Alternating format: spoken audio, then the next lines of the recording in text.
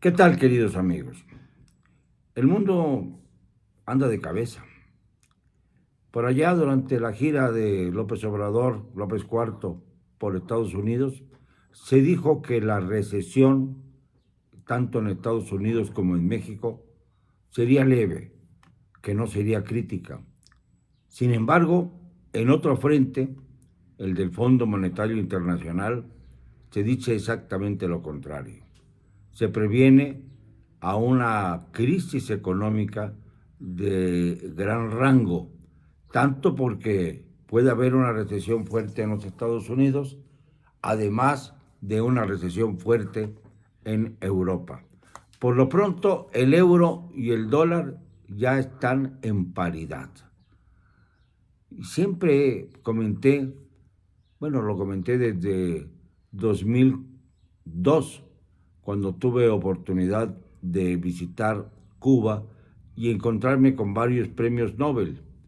Uno de ellos, Robert Mundell, habló de lo importante que era que México no apostara con todas sus reservas únicamente a una moneda, al dólar, que lo más importante sería, para evitar catástrofes, tener reservas en dólares, en euros, en yens, en las monedas más fuertes del mundo. Y lamentablemente pues no se hizo.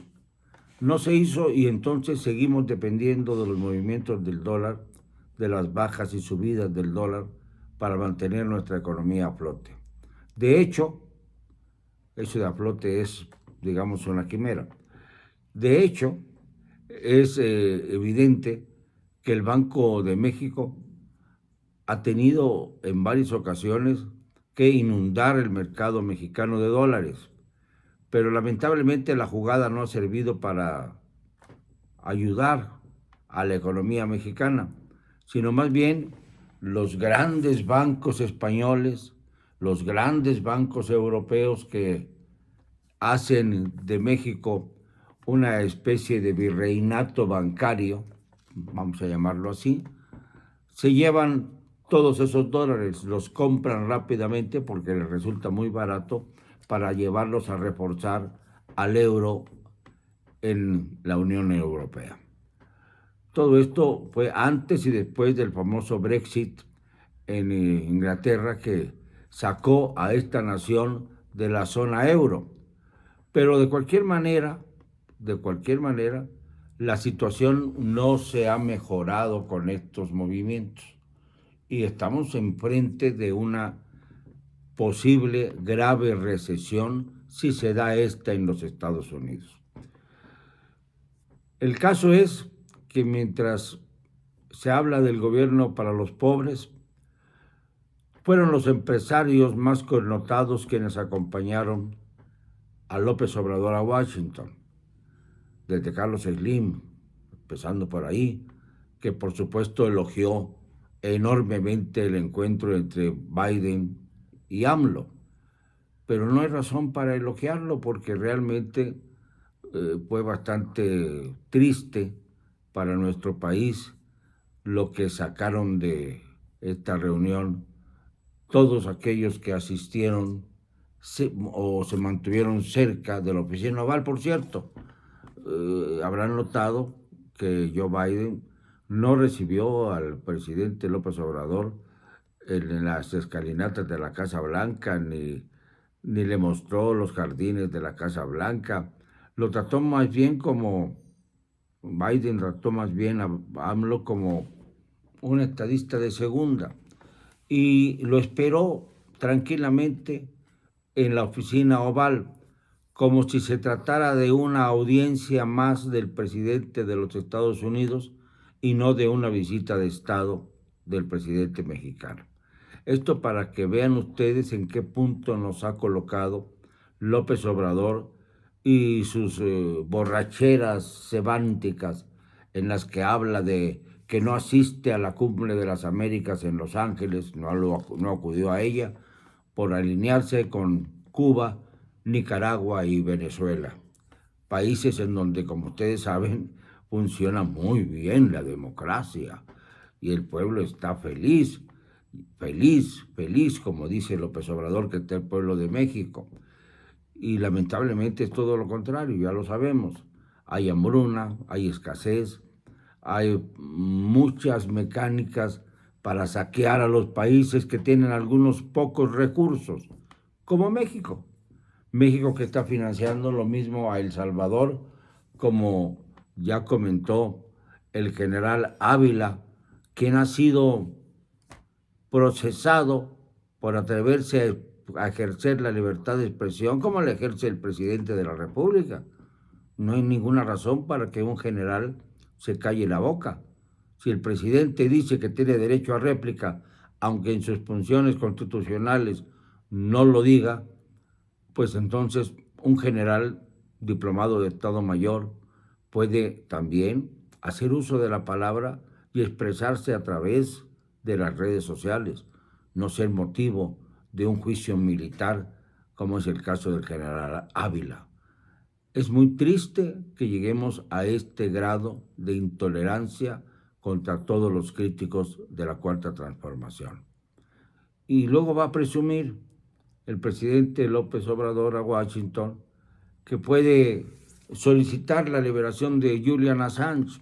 Ya lo vimos que no se atrevió, porque imagínense, lo que seguía era comenzar en Washington una campaña para desmantelar a la Estatua de la Libertad de Nueva York. Y esto hubiera sido pues un golpe mediático terrible que hubiera podido hundir al presidente López Obrador en todo el mundo, menos en Cuba, Nicaragua y Venezuela. Ahí estaríamos alineados ahora. Quizá también con la presencia de Perú, de Chile y muy recientemente, aunque todavía no toma posesión, de Colombia. Gustavo Petro es uno de los que cierran la pinza. Entonces el presidente se coloca en un espacio especial. Reverencia a los Estados Unidos, pero elogia al bloque que viene del Foro de Sao Paulo, detrás de nuestra frontera sur, abajo de nuestra frontera sur. Y esto, queridos amigos, esta incongruencia es la que ha marcado al gobierno de López Obrador. No se ha tomado ninguna medida económica.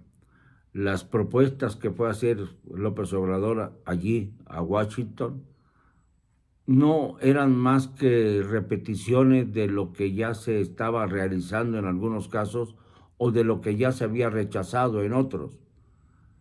Rogelio Ramírez de la O no pudo acompañar al presidente siendo secretario de Hacienda y el principal interesado en que estos temas se conocieran porque contrajo COVID.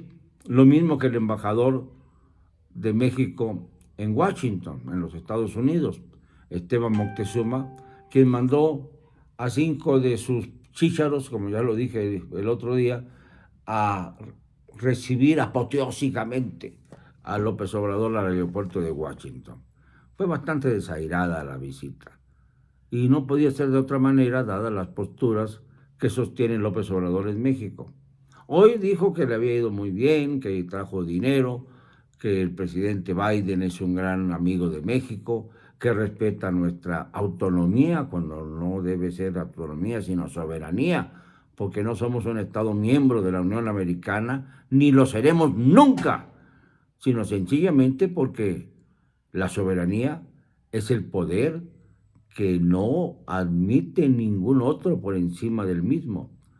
La autonomía, en cambio, sí considera, en el caso de México, por ejemplo, en lo que se refiere a las entidades que se dicen soberanas, pero que en realidad son autónomas, sí aceptan un poder encima de el poder local, que es el poder federal, la Constitución General de la República, que está por encima de las constituciones locales. Pero López Obrador se le va la mente y entonces habla de autonomías y no de soberanías. Y habla de soberanías y no de autonomías. Está hecho bolas como desde el principio de su administración. Realmente tenemos que ser muy juiciosos para que nuestros argumentos tengan algún calado, porque ya sabemos cuáles son los argumentos de la parte contraria. El ofender, el insultar, el descalificar, el burlarse de aquellas propuestas que no pueden responder con inteligencia y con raciocinio. Cuando hablamos y decimos algunos de los comentarios como este, inmediatamente la réplica no es el debate sano, ni es el debate que pueda ser constructivo. Es simple y sencillamente la furia de los perros de caza, los perros de caza de la 4TTTT, que no ha funcionado para transformar a México, sino que ha caído en el peor de los gatopardismos, como lo anuncié en mi obra más reciente, El gato pardo de Andrés. Es esto lo que está pasando en México. El gatopardismo consistía en decir que te iba a cambiar todo, pero sin transformar nada. Van ustedes a ver cómo dentro de un tiempo la palabra transformación va a ser como arrinconada, como una especie de rehén de la palabrería hueca y demagoga que se ha utilizado en este régimen, aún en el caso de que Morena pueda retener la presidencia de la República en 2024. Son importantes las elecciones del año que entra, 2023, en Coahuila y el Estado de México, porque seguramente nos darán pauta de si verdaderamente Morena puede apropiarse de dos gobernaturas que han sido emblemáticamente priistas, que no han tenido en todo este tiempo alternancia alguna en el poder y que ahora están tambaleándose entre el priismo atávico y el morenismo más atávico todavía. Esto es muy triste para una república que hubiera ya querido despegar en definitiva. Pero tenemos noticias que nos alarman. Por ejemplo, los empresarios mexicanos fueron a entregar el país a las transnacionales estadounidenses. 40,000 millones de dólares.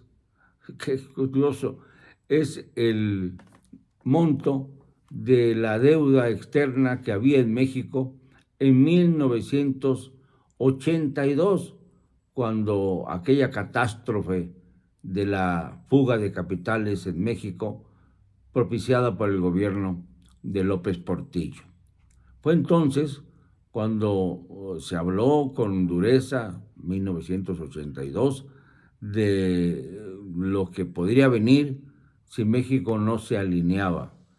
Y no se alineó con nadie, porque luego vino un timorato cobarde, que en paz descanse, Miguel de la Madrid, quien se negó a crear un bloque de deudores para hacerle frente al agio de los Estados Unidos. Esta propuesta la hizo Raúl Alfonsín, entonces presidente de Argentina, ya extinto, y al que se ha considerado a partir de entonces como un héroe nacional en su país. Pero a de la Madrid no se le puede resucitar ni con su hijo Enriquito, que quiere ser presidente de la República, sin ningún merecimiento, sin ningún currículo, más que el apellido, que además es deleznable, como así lo quiere hacer otro hijo de un mexicano ilustre, Luis Donaldo Colosio. Los apellidos no son los que forman a las personas, hay que entenderlo. Las personas se forman fundamentalmente por su capacidad, por su educación, por su academia, por sus actos sociales, por su vinculación con los intereses más importantes del país, cuando son políticos de a de veras.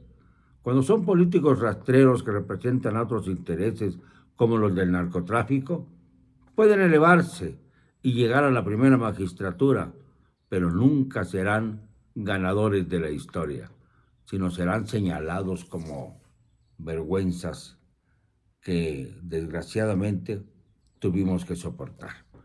Este es el caso de varios expresidentes ahora denunciados con fines electorales, con el fin de desprestigiar hasta donde sea posible al PRI. Ya no necesita desprestigiarse más realmente. Basta con Alito Moreno para que nos demos cuenta de hasta dónde ha caído este instituto político. Si a Alito Moreno no lo sacan de la presidencia del PRI los priistas, el PRI se hundirá mucho, mucho más. Y así, por el estilo, están los demás partidos. Así que los saldos negativos de la visita presidencial a Washington ahora se extienden al interior de la República. México fue puesto en venta y desgraciadamente hubo muchos que lo compraron. Perdónenme, no me van a callar y lo digo hoy y siempre, con cero cobardía.